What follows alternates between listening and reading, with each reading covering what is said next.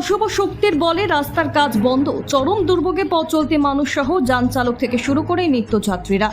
জানা গেছে বিশালগড় থেকে বক্সনগর হয়ে সোনামুড়া যাওয়ার রাস্তাটি দীর্ঘদিন ধরে বেহাল অবস্থায় পরিণত হয়েছিল, যার ফলে গাড়ি চালক থেকে শুরু করে পথ চলতি মানুষের দাবি ছিল রাস্তাটি সংস্কারের জন্য। মানুষের সমস্যার সমাধানে বিশালগড় থেকে রাস্তা সংস্কারের কাজ শুরু করা হয়। বিশালগড় বিধানসভার অন্তর্গত যতটুকু রাস্তা রয়েছে সবটুকু রাস্তা সংস্কার করার পর যখন বক্সনগর বিধানসভা এলাকায় রাস্তা সংস্কারের কাজ শুরু করতে গিয়ে বন্ধ হয়ে যায় সেই কাজ। রাস্তা সংস্কারের সমস্ত মেশিনগুলি বেশ কয়েক মাস ধরে ভেলুয়ার চরের কাছাকাছি নালকাপ পয়েন্টের পাশে পড়ে রয়েছে।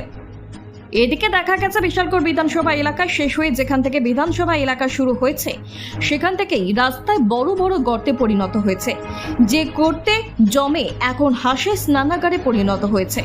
গাড়ির চালকরা খুব কষ্টে এই রাস্তা দিয়ে গাড়ি চালাতে হচ্ছে। শনিবার বিকেলে রাস্তার এই বেহাল অবস্থার কারণে সরব হয়ে ওঠে স্থানীয় এলাকাবাসীরা। সেদিন স্থানীয় এলাকাবাসীদের সাথে সরব হয়ে ওঠেন তীব্রমথার নেতৃত্বরা। এদিন ভেলুয়ার চর এলাকায় স্থানীয় এলাকাবাসীদের সাথে একজোট হয়ে রাস্তা সংস্কারের দাবি জানালেন ত্রিপুরা রাজ্য তীব্রা সিটিজেন ফোরামের সহ সভাপতি তথা বিশালগড় বিধানসভার তীব্রমথার দলের বিজিত প্রার্থী শাহ আলম মিয়া সহ অন্যান্যরা।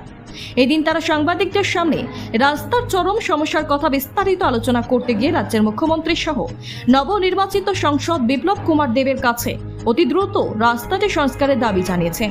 তারা এদিন জানিয়েছেন রাস্তাটি সংস্কারের জন্য বিশালগড় থেকে সুন্দরভাবেই হয়ে আসছিল, যে মাত্র বক্সনগর বিধানসভা এলাকায় এসে পৌঁছায় সেখান থেকে আচমকায় রাস্তার কাজ বন্ধ হয়ে যায়। তারা জানতে চাইছে কেন, কি কারণে হঠাৎ রাস্তা সংস্কারের কাজ বন্ধ হয়ে যায়। তবে এলাকায় কান পাতলে শোনা যাচ্ছে বক্সনগরের কিছু নামধারী ক্ষমতা সম্পন্ন মাফিয়ারা রাস্তার কাছে ঠিকাদারের কাছে 1.5 কোটি টাকা দাবি করে।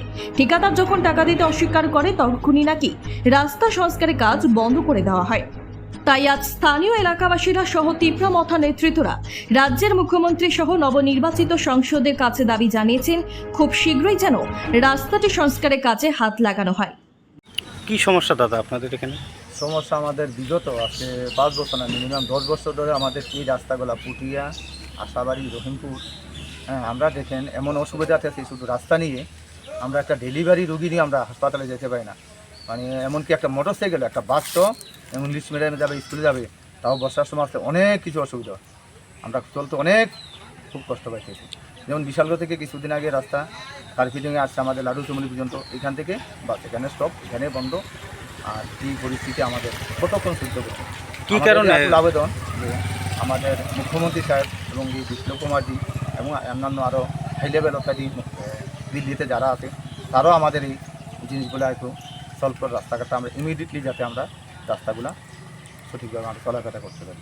রাস্তার কাজটা কী কারণে বন্ধ কিছু জানেন বিষয়ে? না, এমনিতে আমরা জানি না। রাস্তাঘাটটা কিছুদিন আগে এখানে এসে বক্সনগর ঢোকার পাশে সাথে সাথেই এখানে কাজটা বন্ধ হয়ে গেছে। প্রায় মোটামুটি 1 মাসের উপরে হয়ে গেছে। এই কাজটা বন্ধ হয়ে গেছে। কম্পিউটার শিখতে চান অতি অল্প খরচে?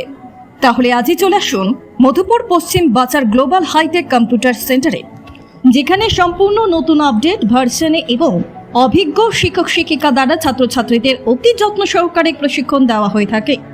সম্পূর্ণ কেন্দ্র সরকারের নিয়ন্ত্রণাধীন একটি সংস্থা এবং কম্পিউটার শেখানোর পর উন্নত মানের সার্টিফিকেট ছাত্রছাত্রীদের হাতে তুলে দেওয়া হয়। তাই আর দেরি না করে আজই চলে আসুন মধুপুর পশ্চিম বাজার নিউজ ত্রিপুরা 24 অফিসের পাশে গ্লোবাল হাইটেক কম্পিউটার সেন্টারে। Bureau report, news Tripura 24।